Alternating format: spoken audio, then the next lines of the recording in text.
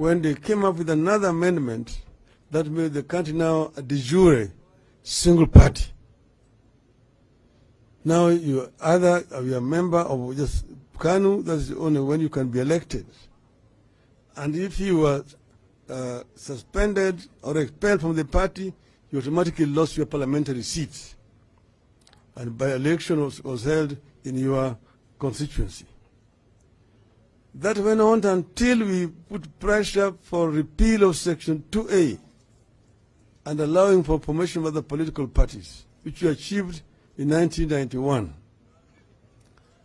After that, we had the first multi-party elections in 1992.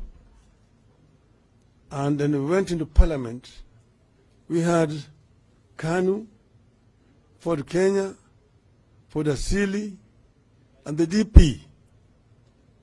We had also Kenya Social Congress of the late George Anyona.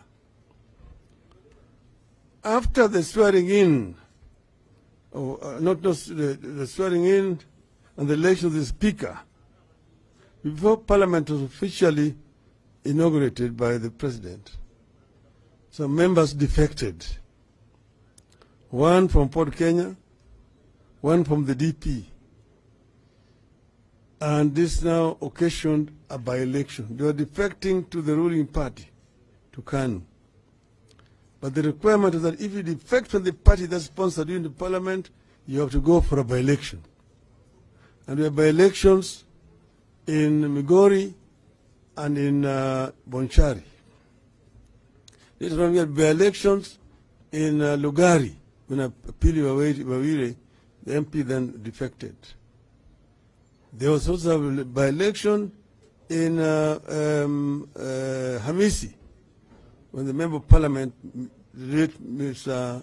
Haniri, defected. Later on we had by-elections in Ikolomani, in Lurambi, in Shinyalu, when members there defected. We had also by-elections in Diwa, in Nyatiki constituency. Each time a member of parliament left the party that sponsored them to parliament, they had to resign and go and seek fresh mandate. That was the rule. I myself resigned from the party that had sponsored me into elections, Ford Kenya, when we disagreed irreparably with the leadership. I resigned and went and sought a fresh mandate from the people of Lang'at, and I was re-elected. This was the situation during all that period of time until now we came to 2010 Constitution. The 2010 Constitution now created a presidential system of government. But all the same, it says clearly that Kenya is a multi-party democracy. Kenya is a multi-party democracy. A multi-party democracy, mature multi-party democracies, there's nothing like defection.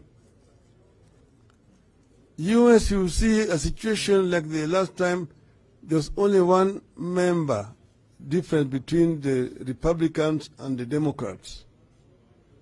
But the situation where a member of a Democrat would defect to go and join Republicans is unthinkable. Very few cases in history. It will not work. In the UK, it's unthinkable that a member of the Labour Party will defect and join the Tories. It does not happen. It does not happen. You are elected on this party's mandate and you remain the member of that party unless you are expelled from the party.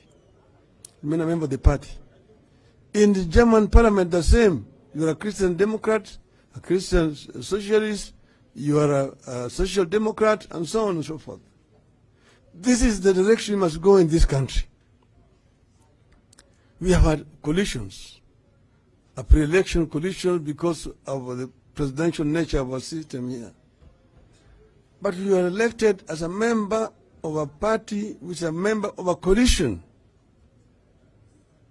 And a member of a party which is a member of the coalition, the party should not actually resign, it should not leave the coalition.